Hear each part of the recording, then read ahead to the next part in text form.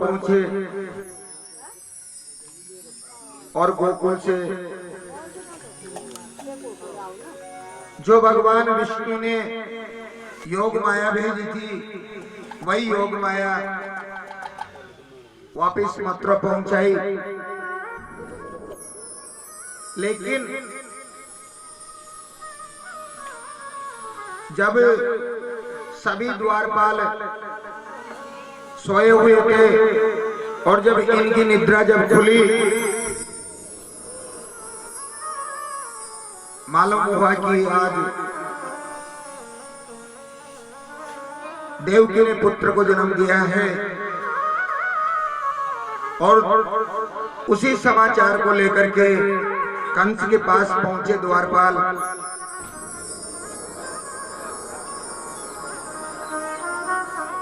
कंस दौड़ करके चला, माता देवकी के पास आया।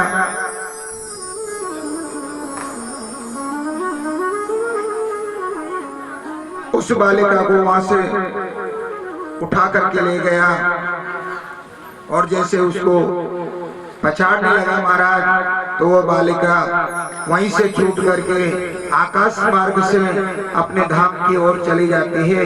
लेकिन वो कहती है कि अरे कंस, मुझे क्या मारता है, तुझे मारने वाला तो गोकुल पहुंच चुका है।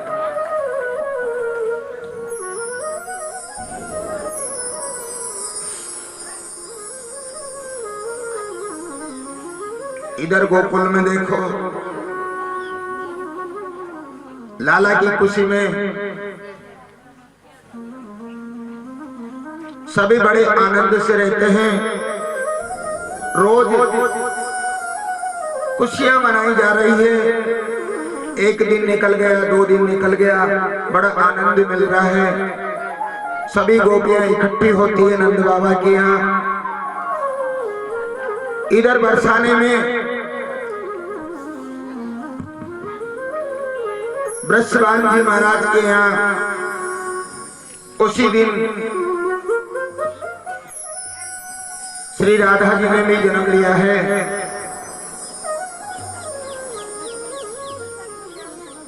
लाला की जन्म की खुशी को सुन करके आज बृषभान जी महाराज अपनी साथ कुछ भेंट देने के लिए नंद बाबा के यहाँ आते हैं। थाल सजाया है और चल करके देखो सभी गोपियां ब्रजवासी सब नंद बाबा के यहाँ पहुंचते हैं। खुशी बड़ी धूम से मनाई जा रही है। अरे लाला की सुनने में आई यशोदा मैया दे दे बधाई, लाला जन्म सुने आई यशोदा मैया दे दे बधाई।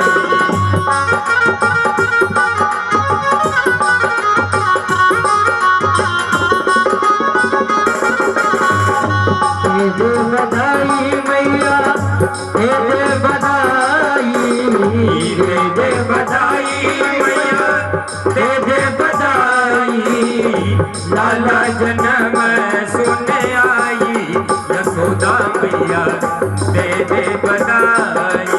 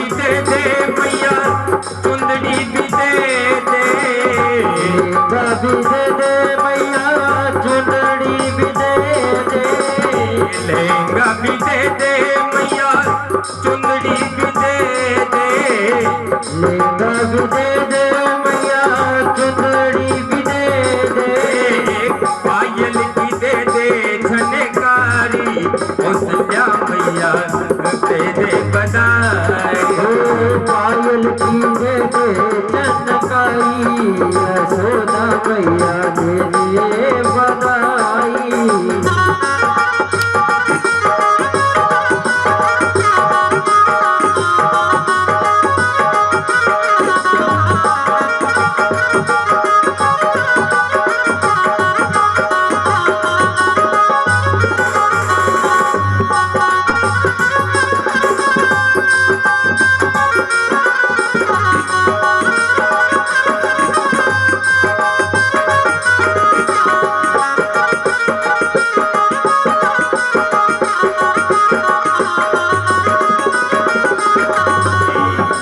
बंद दे दे मैया कुंडल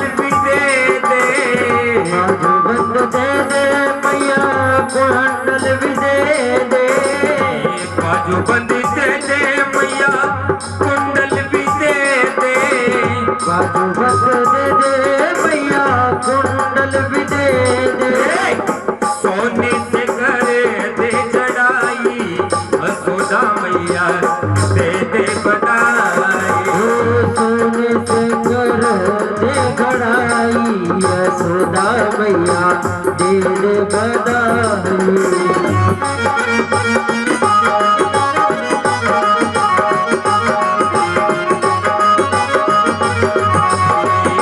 दे बधाई मैया दे दे बधाई दे बधाई मैया दे दे बधाई लाला जन्म सुन आई यशोदा मैया दे दे बधाई लाला जन्म सुन आई यशोदा मैया दे दे बधाई लाला जन्म सुन आई यशोदा मैया दे दे बधाई लाला जन्म सुन आई यशोदा मैया दे दे बधाई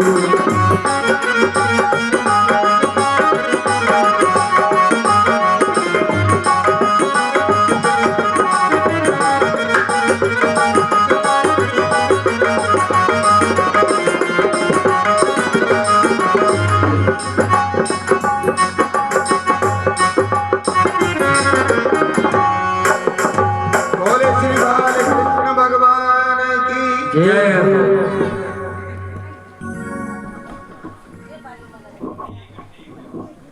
देखो बधाई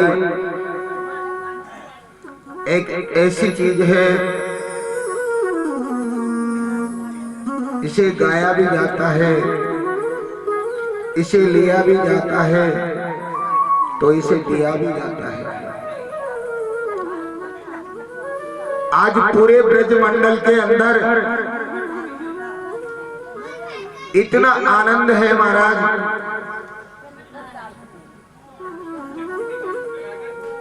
कि वहां के पेड़ पौधे भी खुशी हैं, उनको भी एक एक खुशी है इस बात की कि आज स्वयं त्रिलोकी के नाथ नारायण भगवान हमारे ब्रज मंडल में पधारे हैं।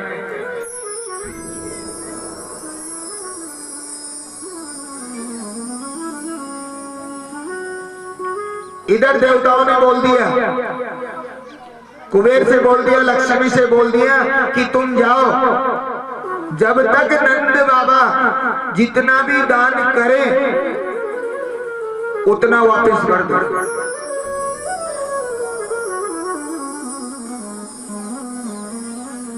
भगवान कुबेर, माता लक्ष्मी, जहां पर जो खजाना था उस खजाने में आकर के बैठ जाते हैं। नंद बाबा अपनी अट्टालिकों पे चढ़ जाते हैं। कोई भी ब्राह्मण आता है, कोई भी वहां पर आता है, इतना दान देते हैं, इतना दान देते हैं कि कभी जीवन में दोबारा दान मांगने की जरूरत न पड़े।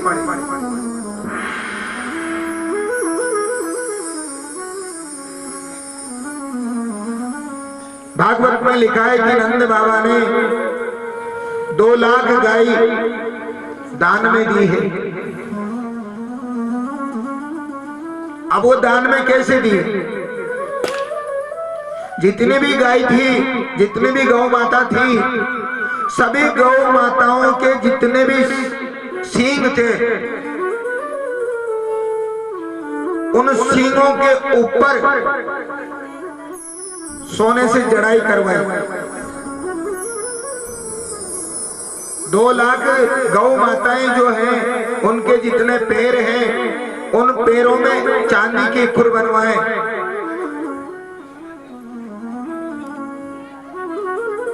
और फिर दान में दी।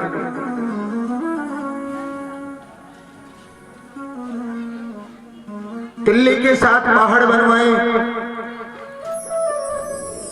सोने की जो चादर आती है जराई की, उनको उन पर डाला। उसके बाद हमने पहाड़ को भी दान किया। 7 आचार्य बुलाए, लेकिन इतना दान होने के बावजूद भी उनके नंद बाबा के जो महल हैं, जो दान की कमी नहीं है। लक्ष्मी विराजमान है, कुबेर भगवान विराजमान है। एक दिन निकल गया, 2 दिन निकल गया।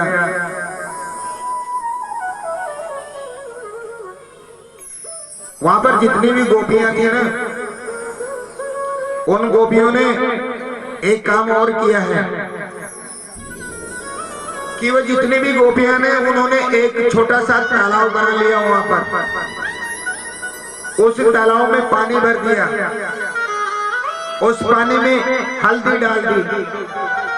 अब जो भी लाला की खुशी में, जो भी दर्शन करने के लिए नंद बाबा के यहाँ जाता है, अगर उसने पीले कपड़े नहीं पहन रखे हैं तो गोपियां उठाती हैं और उस तालाब में डाल देती। जब बाहर निकलते हैं तो बिल्कुल पीले वस्त्र हो जाते हैं।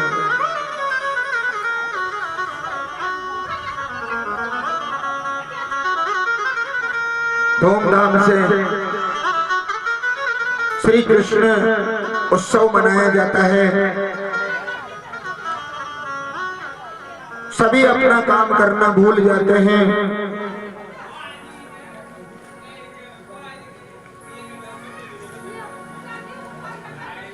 लेकिन देखो, वहां उत्सव तो मनाया जा रहा है, लेकिन इनके बीच में माता रोहिणी अभी तक नहीं आई।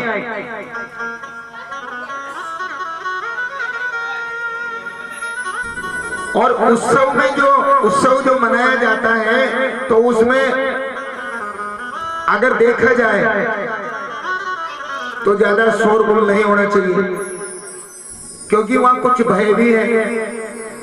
और यहाँ क्या है कि मृदंगी की थाप जो है यमुना पार करके मथुरा तक जा रही है, तो वहां कंस जो बैठा है, कहीं ऐसा ना हो जाए कि ये आवाज को कंस सुन ले और कैसे न कैसे जा करके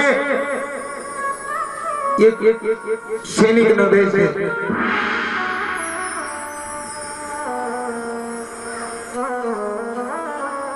और महाराज यही हुआ। गुप्तचर भेज दिए। एक गुप्तचर आया, दौड़ करके कंस महाराज के कक्ष में जाता है और कंस महाराज से कहता है कि महाराज, आज तो गोकुल की काया पलट गई, सूखे वृक्ष थे हरे हो गए और समस्त ब्रजवासी जितने भी हैं, सबके श्री मुख पर एक खुशी है, एक ऐसा माहौल बना हुआ है कि वहां पर सब आनंद मना रहे हैं।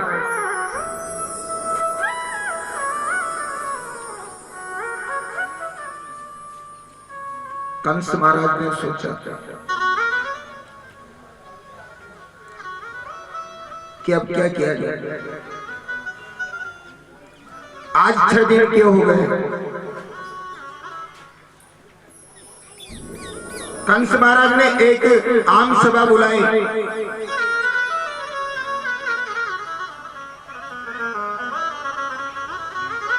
बड़े बड़े उसमें उनके जितने भी वहां के जो कर्मचारी थे उनको बिठाया, सभी मंत्रियों से सलाह ली क्या किया जाए। देवकी का जो 8वां पुत्र है वह कहां पर गया, क्योंकि मुझे जो मारने वाला है वह मारने वाला तो जन्म ले चुका है।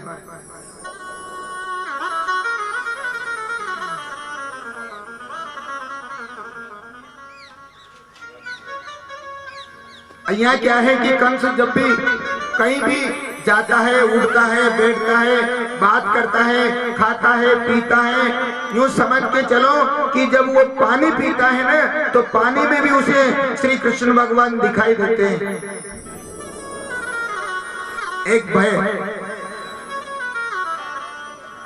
एक भय ऐसा हो गया महाराज कि उसको पानी जो पीता है पानी में भी श्री कृष्ण भगवान दिखाई देते हैं। बैठ गए, मीटिंग बुलाई कि क्या किया जाए, सैनिक भेजे जाए, गोकुल भेज दो, जाकर के सबको खत्म कर दो।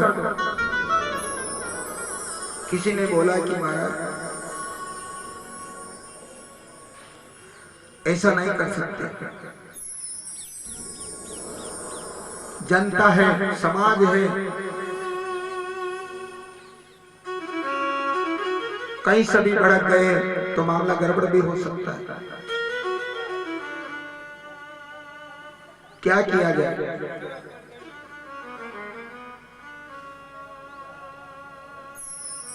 फिर कंस महाराज कहते हैं कि आप एक काम कीजिए कि जितने भी गोकुल में बच्चे हैं, जितने भी बच्चों ने जन्म लिया है, उन सभी बच्चों को मरवा दो।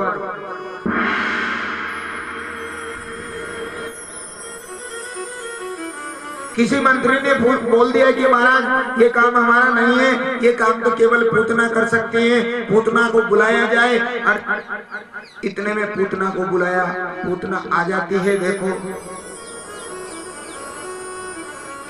कंस महाराज से कहती है कि महाराज मेरे लिए क्या सेवा है, मैं आपकी क्या सेवा कर सकती हूँ। कंस कहते हैं कि देखो पूतना, तुम मेरी बहन भी हो और हमारे यहाँ की तुम दाई भी हो, इसलिए तुम हमारी माँ भी हो। तुम्हें हमारा एक काम करना पड़ेगा। कौन सा काम? भाई हमारा एक शत्रु है, उसे मारना है। तो फिर वो शत्रु कौन है? तो शत्रु एक दूध पीता हुआ बालक है, वो भी मात्र 6 दिन का। 6 दिन का बालक है। पूतना ने बोला कि महाराज ये जो काम है ये बिल्कुल मैं कर सकती हूँ। पूतना ने अपना वेश बनाया, उसको बदल दिया, वहीं से चलती है, सीधी वह गोकुल पहुंचती है। और महाराज विधि का विधान है कि जितने भी श्री कृष्ण भगवान के साथ जो जन्म लेने वाले बालक थे, उसने एक एक करके सभी को मार दिया, सभी को मार दिया।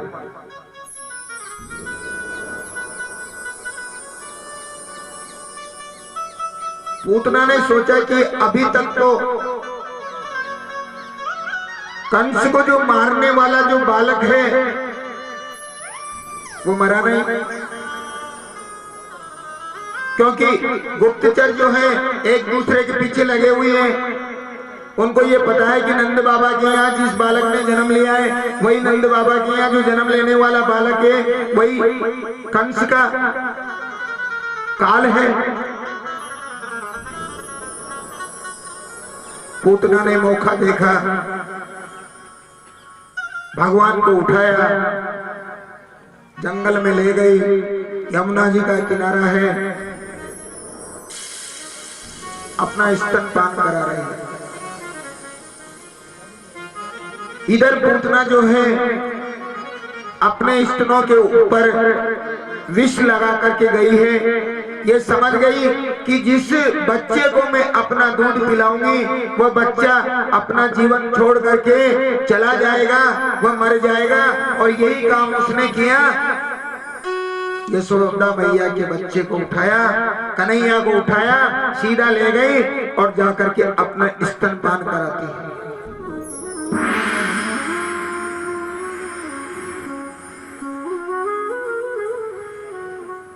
भगवान स्तनपान कर रहे हैं।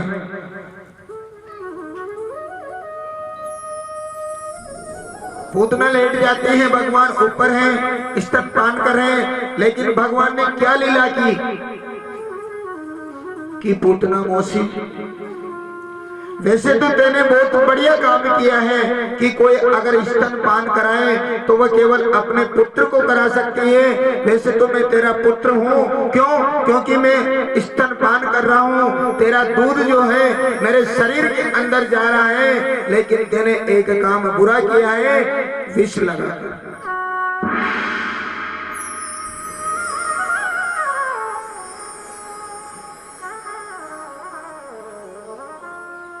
थोड़ी देर तो कुछ नहीं हुआ महाराज।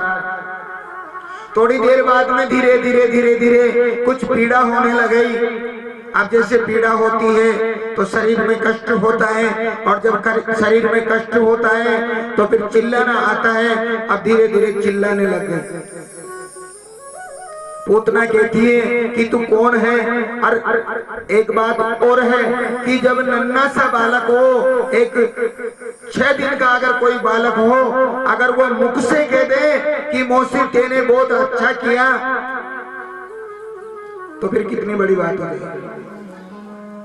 एक 6 दिन का बालक बोल सकता है क्या? नहीं बोल सकता। आज वो 6 दिन का बालक बोल रहा है। पूतना बोलती है कि मुझे छोड़ दे, लेकिन भगवान कह रहे हैं कि केवल हमें पकड़ना आता है, छोड़ना नहीं। या तो हम पकड़ते नहीं है, अगर पकड़ लिया तो फिर छोड़ते नहीं। और धीरे धीरे धीरे धीरे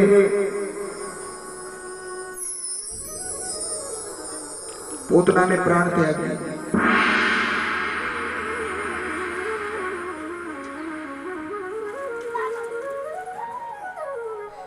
सभी गांव वाले दौड़ करके नंद बाबा के यहाँ जाते हैं। नंद बाबा से जाकर के कहते हैं कि बाबा,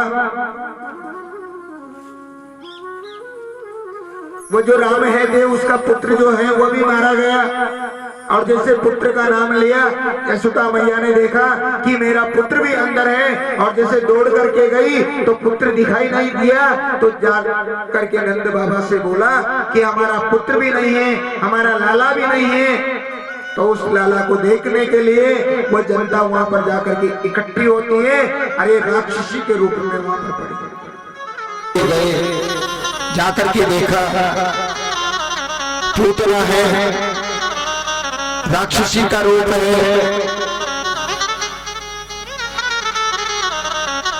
कन्हैया को उठाया, वहां से मैया ने अपने सीने से लगाया। इधर गांव वाले पहुंच गए, पूतना को घसीट करके वहीं से यमुना जी के किनारे लाए, अंतिम संस्कार किया। लेकिन भगवान की जो एक बात है वह अजीब निराली है। भगवान ये कहते हैं कि जिसका मैंने दूध पिया है, जिसने मुझे स्तनपान करवाया है,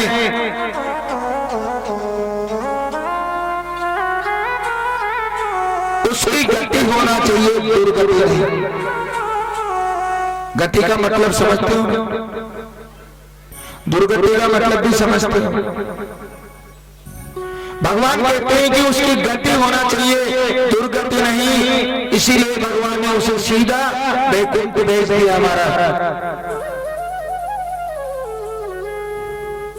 जो मैं अपनी माता के लिए, जो आगे चल करके मैं यशोदा मैया के लिए करता, वही आज मैंने पूतना के लिए किया है। और वास्तव में भगवान ने वही किया है। सीधी वैकुंठ धाम चली गई। इधर यशोदा मैया घर पर आती है। श्री कृष्ण भगवान को गौशाला में ले जाती है।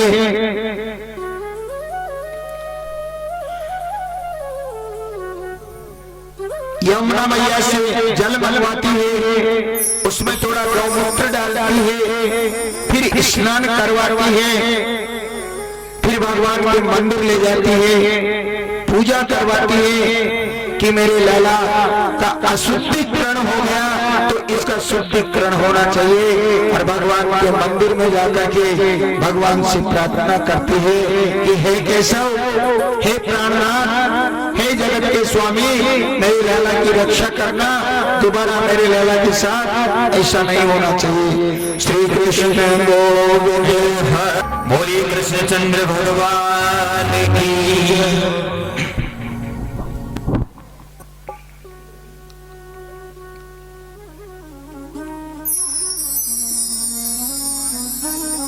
ब्रजमंडल जो है ये बहुत बड़ा ब्रजमंडल है। संपूर्ण ब्रजमंडल 84 कोष में बसे हुआ है।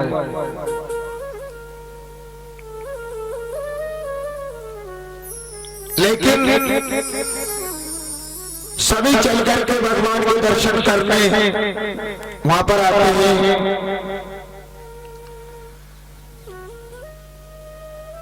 भोलेनाथ के मन में बसी बात कि मुझे भी भगवान के दर्शन करने चलना चाहिए। जिस दिन से भगवान वैकुंठ छोड़ करके गए हैं, उस दिन से भगवान के मुझे दर्शन नहीं हुए, तो क्यों न मैं भी बाल रूप के दर्शन करूं। आज बोले बाबा अपना श्रृंगार बनाते हैं, नंदी पर विराजते हैं,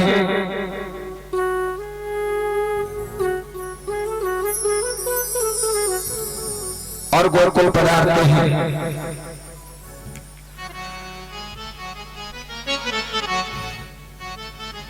यशोदा मैया से कहते हैं कि देखो हम बड़ी दूर से चल करके मैया तेरे द्वार आए हैं, हम दर्शन करना चाहते हैं, तुम्हारे लाला के हमें दर्शन करवा दो। मैया ने बोला बाबा तुम दर्शन करना चाहते हो, अरे मेरा लाला जो है ना अभी 6 दिन का है मात्र, और तेरी शक्ल आईने में जाकर के देख, काले काले नाग तुम्हारे गले में पड़े हुए हैं, कानों में तुम्हारे बिच्छू कुंडल बने हुए हैं, बाजूबंद जो तुम्हारे हैं ये नाग देवता इन पे लपटे हुए हैं, और पूरे शरीर पर भभूति रमाई है, हम तुम्हें दर्शन नहीं कराएंगे। तो मैया तुम्हें दर्शन तो मुझे कराना ही पड़ेगा।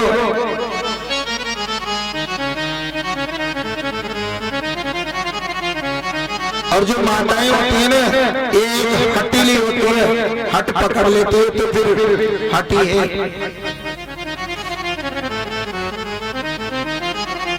आज भोले बाबा कह रहे कि मैया तुझे दर्शन कराना पड़ेगा, तो मैया कहती है कि मैं दर्शन बिल्कुल भी नहीं कराऊंगा।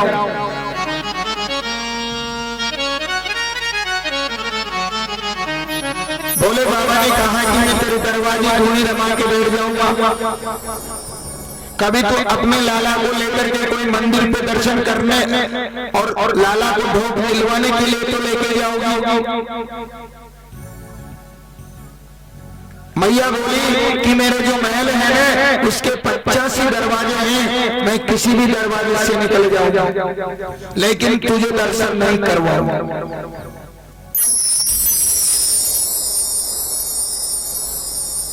भोले बाबा ने कहा कि कोई बात नहीं है, तू अभी दर्शन नहीं करवाएगी, तेरे लाला जब बड़े होंगे तो तू कम से कम इसको ब्याह करेगी, और जब तू इसको ब्याह करेगी ना तो इसको घोड़े पे बिठा के गांव में तू घुमाएगी, तब हम दर्शन कर लेंगे।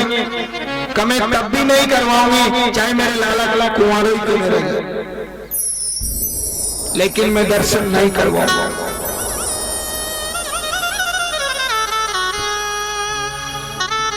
मैया हटीली है तो बाबा बड़े हटीले हैं।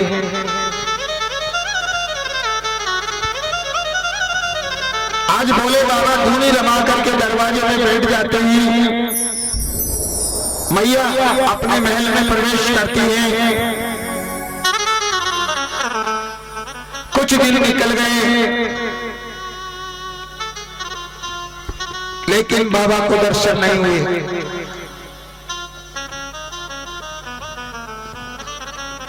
भोले बाबा ने आंख बंद की, समाधि लगाई।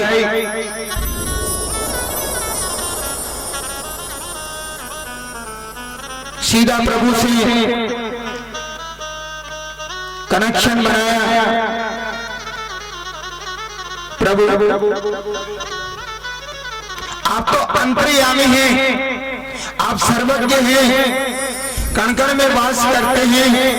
मेरी इच्छा है प्रभु आपके बाल रूप में मैं दर्शन करूं। मुझे आज कितने दिन हो गए हैं, कुछ लीला कीजिए।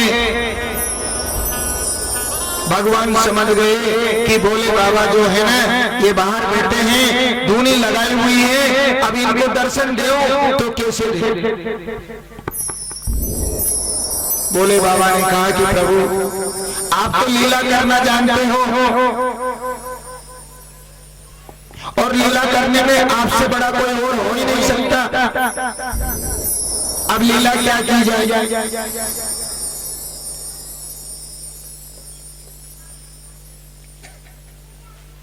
तो आज लाला ने कौन सी लीला की, रोना प्रारंभ कर दिया। रोना प्रारंभ कर दिया। सवेरे से रोने लगे ना तो दिन की 12 बजे तक रोते रहे।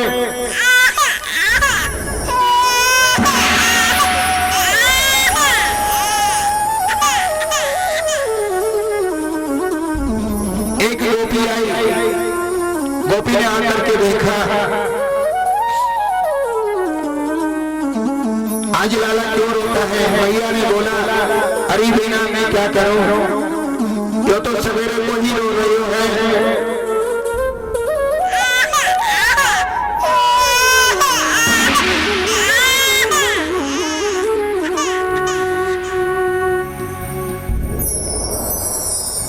मैंने सब तरह से सब उपाय कर लियो लेकिन इसने रोना बंद नहीं किया। आज गोपी कहती है यशोदा बहन मुझे तो ऐसा लगे कि इसके कोई नजर वजर लग गई। अरे मैंने सब कुछ कर लियो, मिर्ची भी उछाल ली, नौन भी उछाल लियो, ये भी कर लियो, गौ माता की पूंछ से झाड़ू भी दे लियो। तो गोपी कहने लगी भैया इसके तो बहुत बड़ी भूत में घुसाए हो गए।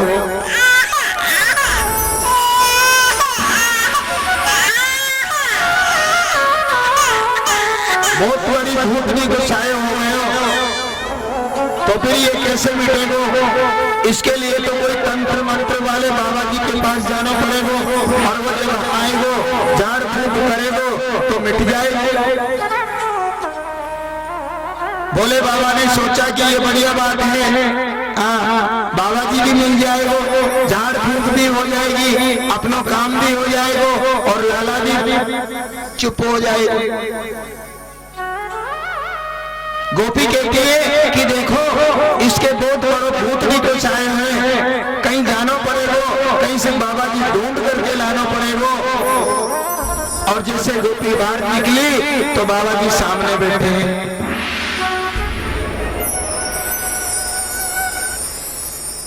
अरे बाबा बाबा बाबा प्रणाम प्रणाम, चरण वंदना की।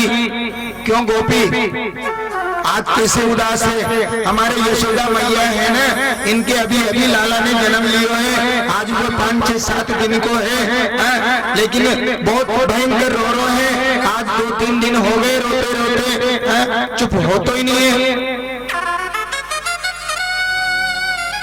तो कौन सी बात हो गई, कौन सी बात हो गई बाबा, उसके तो भूत भी कुछ आयो है। अरे तो तू चिंता क्यों करती है, भूत हो तो मैं 2 मिनट में उतार देता हूं। अरे बाबा ये तो बड़ी अच्छी बात है। दौड़ी दौड़ी वापिस अंदर महल में प्रवेश करती है। मैया यशोदा के पास जाती है, जाकर के कहती है कि मैया बाबा जी तो मुझे मिल गए हो। कि कौन से बाबा जी हैं, कहाँ पे बाबा जी हैं? कि अपना जो गेट है ना दरवाजे पे धूनी लगा करके बैठे हो। अरे यही तो लफड़ा है, मैं उससे तो झाड़ू नहीं दिलाऊंगी। गोपी कहती है कि मैया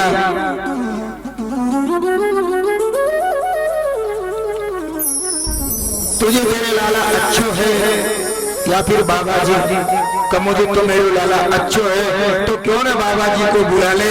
तो बाबा जी आएगा और आकर के कुछ करेगा, इतने में तेरे लाला चुपचाप हो जाएगा।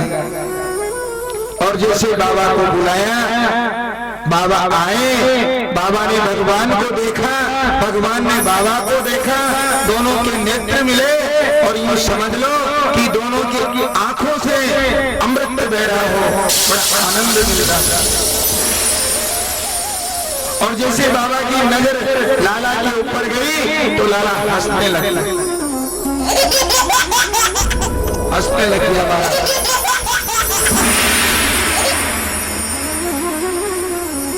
तो ये तो भगवान की लीला है। बाबा पतु शंख बजावे पूछते बोले कृष्णचंद्र भगवान की। धीरे धीरे श्री बालकृष्ण भगवान आज 6 महीने के हो गए। अब देखो जब बालक 6 महीने का होता है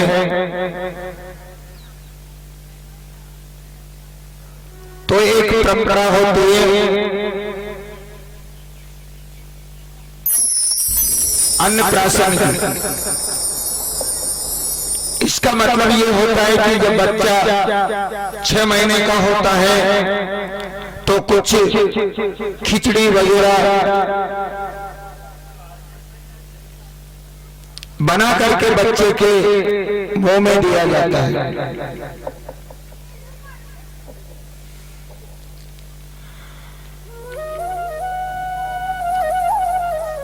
यशोदा मैया ने सोचा कि आज मेरा लाला 6 महीने का हो गया,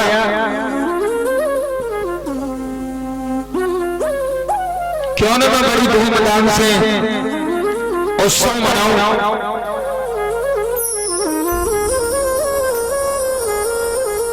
तो पूरी ब्रज मंडल में न्योतो दे दियो महाराज।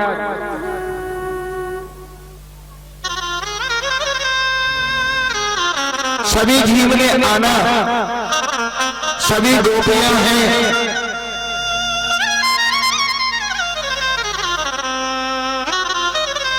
पहले क्या है देखो, कार मोटरसाइकिल वगैरह ये नहीं चलती थी। पहले मात्र केवल बैलगाड़ी चलते थे। सभी ने अपनी अपनी बैलगाड़ियां सजाई। कन्हैया वाली जो बैलगाड़ी है उस पर छाऊं की एक टापरी जैसी बनाई, उसको बढ़िया सजाया, उसमें जगह जगह फूल लगाए।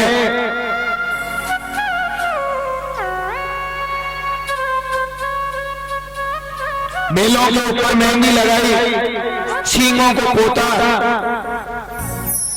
बढ़िया सोने के सींग हैं। सजा धजा करके वहां से चलते हैं उत्सव मनाने के लिए। एक बगीचे में पहुंच जाते हैं।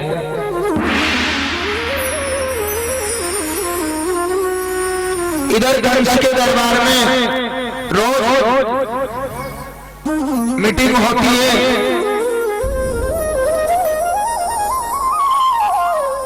कि नंद बाबा का जो लाल है, जो नंद बाबा का जिस बालक ने जन्म लिया है,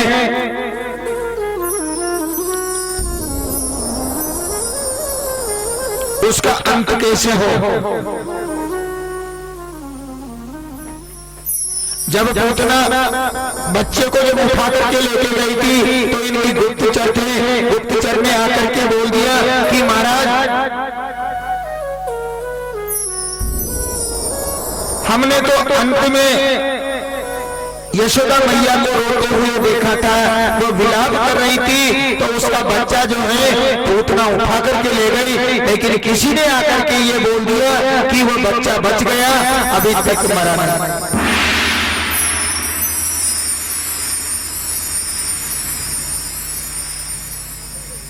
मीटिंग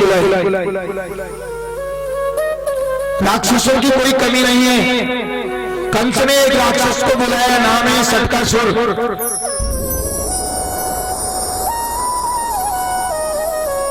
सटकासुर को आदेश दे दिया कि तुम जाओ गोकुल में और जाकर के नंद बाबा के यहाँ जिस बच्चे ने जन्म लिया है वो आज 6 महीने का हो गया, उसको तुम मार करके आओ।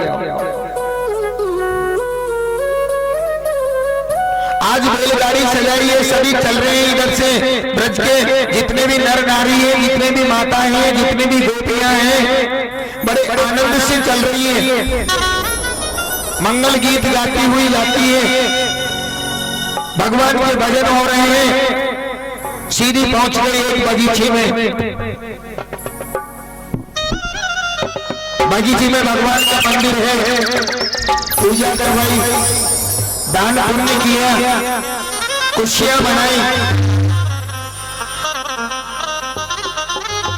भोजन किया, लेकिन भगवान है ना, इनको गाड़ी में सुला रखा है पालना बांध करके।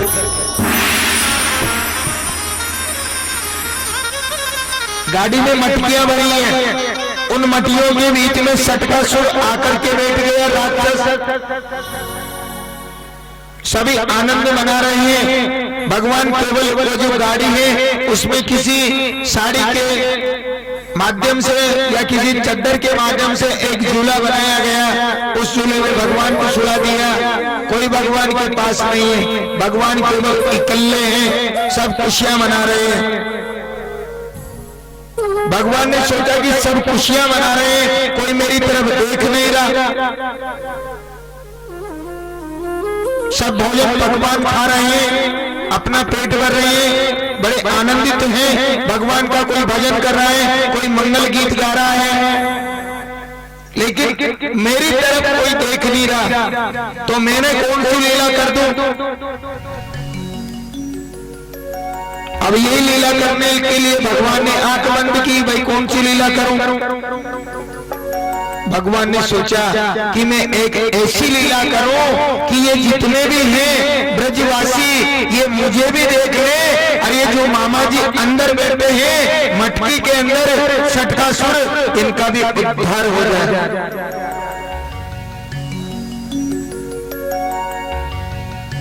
अब उद्धार कैसे हो, और यही बात को ध्यान में रखते हुए आज भगवान ने श्री हरि नारायण ने आज लाला ने अपना पैर थोड़ा लंबा किया, और वो पैर जैसे ही गाड़ी को टच किया इतने में गाड़ी पलटी खा गई, मटकियां फूट गई, गाड़ी में दब गई, सटकासुर मार गया।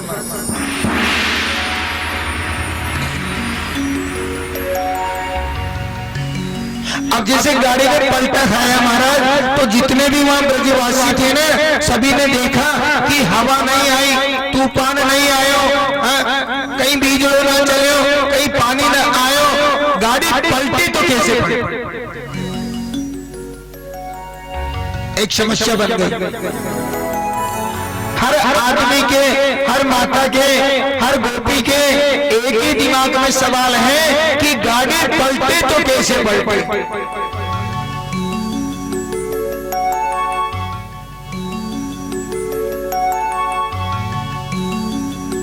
भगवान को लीला करनी थी, भगवान ने लीला कर दी। सभी आ गए, लाला के आजू बाजू खड़े हैं, सभी सोच रहे हैं, एक दूसरा अपने दिमाग के ऊपर सभी अपने अपने हिसाब से मंथन करते हैं कि गाड़ी पलटी तो कैसे पलटी, क्योंकि कोई तूफान नहीं आया, कोई हवा नहीं चली, कोई बरबूले नहीं आया, लेकिन पलटी तो कैसे।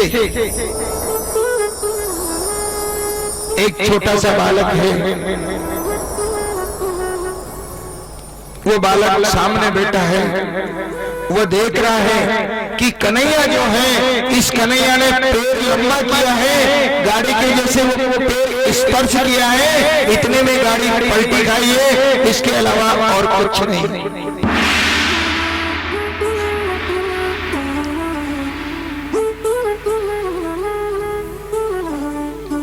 बाबा उठाओ, बाबा उठाओ, गिर गए। सीताराम सीताराम, अति उत्तम। श्री राधे गोविंद हरे मुरारी।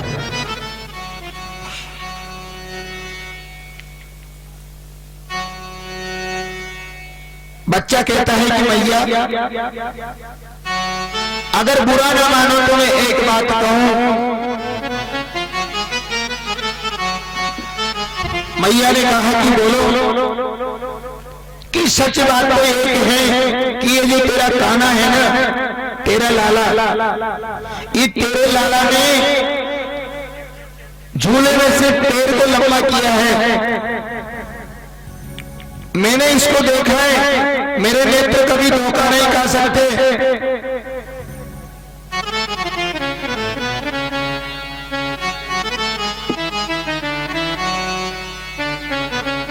और जैसे तेरे लाला ने पैर को लंबा किया और इस गाड़ी के स्पर्श किया, इतने में ये गाड़ी पलट गई।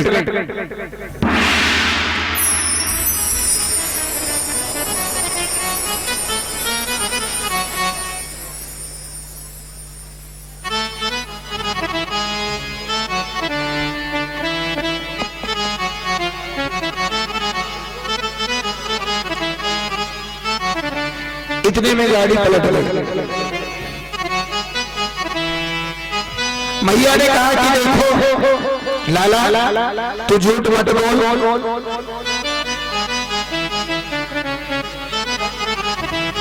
तू जो बात कर रहे हैं ये किसी के मानने में नहीं आएगी।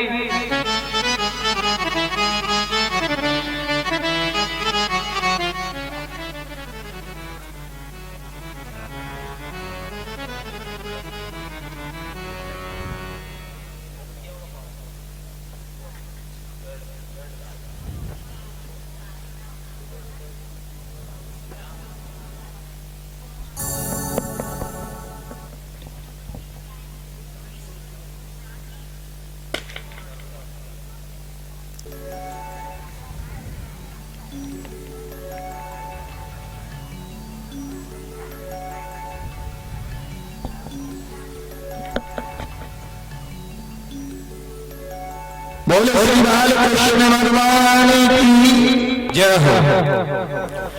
गोविंद मेरो है। आज गाड़ी पलट गई, शट का सुर मारा गया। एक छोटे से बालक ने कहा कि मैया ये जो गाड़ी पलटी है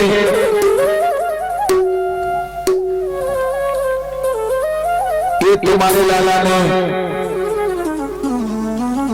अपना पैर लगाया, गाड़ी पलट गई।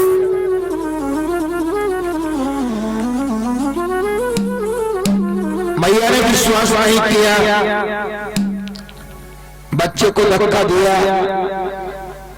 हटकारी को तू तो झूठ बोलता है, ऐसे करके मैया ने उसको हटा दिया।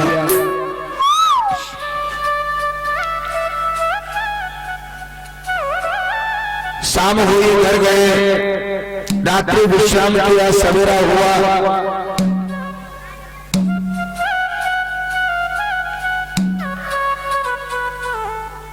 आज कन्हैया कुछ और बड़े हो गए, लेकिन आज तृणावृत ने घेर लिया।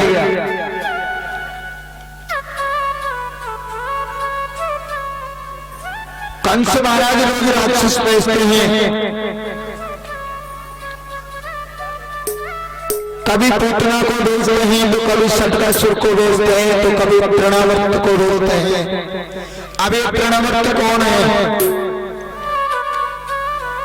ये तृणावर्त वो है जो गर्मी के दिनों में हम उसको बरबुले बोलते हैं। जानते हो ना बरबुले? जब वो घूमरदार बरबुले जो होता है ना, ये राक्षस की प्रवृत्ति है इसके अंदर। कभी जीवन में ये मत समझना कि आज राक्षस नहीं है, आज भी राक्षस है। राक्षस कौन है? जिसका मन खराब है वही राक्षस है। उनका भी मन ही खराब था।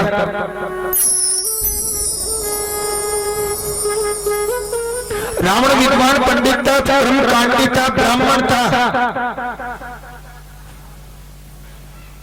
4 वेद, 6 शास्त्र, 18 पुराण का ज्ञाता था, लेकिन मन अच्छा नहीं था। ये नहीं है कि ज्ञानी है, मन पवित्र होना चाहिए, मन में किसी भी प्रकार की कोई खोट नहीं होना चाहिए। और जिसके मन में कोई खोट नहीं होगी, परमात्मा हमेशा उसी के संग रहते हैं।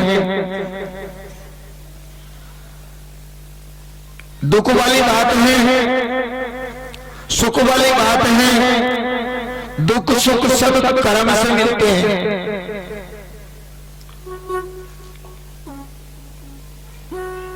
अगर हम चाहे तो हमारे भाग्य की रेखा को बदल सकते हैं। किसके द्वारा? कर्म के द्वारा। कभी अच्छा करके देखो।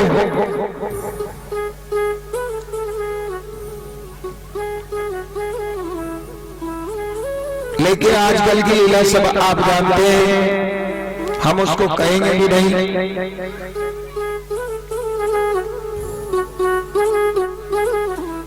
भगवान पर विश्वास होना चाहिए।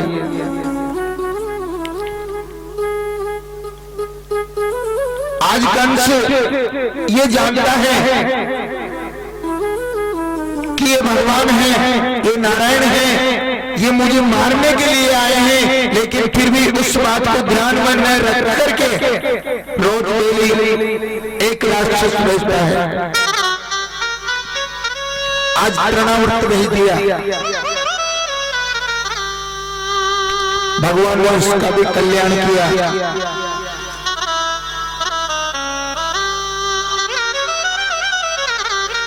शाम को यशोदा मैया को जब मालूम हुआ कि आज भी कोई राक्षस आता है, 2-4 गोपियां हैं, मैया है, सब समझ गए कि रोज राक्षस भेजते हैं कंस महाराज। भगवान की पूजा करते हैं, जाकर के भगवान से प्रार्थना करते हैं, और प्रार्थना आत्मा से की जाती है, मन से भजन किया जाता है। प्रार्थना आत्मा से की जाती है, शरीर से काम किया जाता है, सेवा की जाती है।